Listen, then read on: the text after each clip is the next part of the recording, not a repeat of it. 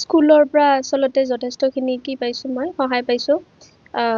specially সকলো teacher specially অঞ্জলি ma'am Farhana ma'am আমাৰ principal sir MD sir সদায় মটিভেট কৰিছে সদায় ছাপোৰ্ট কৰিছে যিহেতু মই হোষ্টেলত আছিলোঁ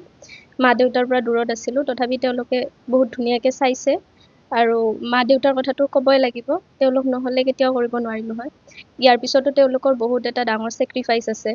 আৰু নিজকে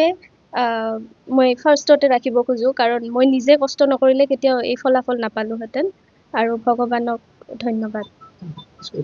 মোৰ স্কুলখনৰ নাম ব্ৰুকফিল্ড ছিনিয়ৰ ছেকেণ্ডেৰী স্কুল দিনটোত তুমি কিমান সময় পঢ়িছিলা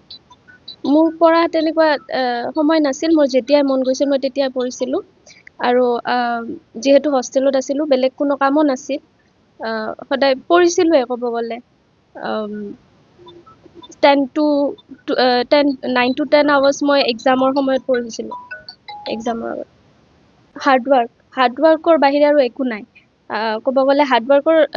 আমি কওঁ স্মাৰ্ট ৱৰ্ক কৰিব লাগে বৰ্তমান কিন্তু হাৰ্ডৱৰ্কটো থাকে ৱৰ্ক শব্দটো থাকে আচলতে কাম কৰিবই লাগিব হাৰ্ডৱৰ্কে হওক স্মাৰ্ট ৱৰ্কে হওক কৰিবই লাগিব আৰু নিজে কি কৰিব এইম এটা কৰি ল'ব লাগিব সেই এইম হিচাপে কাম কৰিলে আৰু যেতিয়া মনত থাকে যে মই কৰিবই লাগিব তেতিয়া নিজে নিজে হৈ যাব বস্তুটো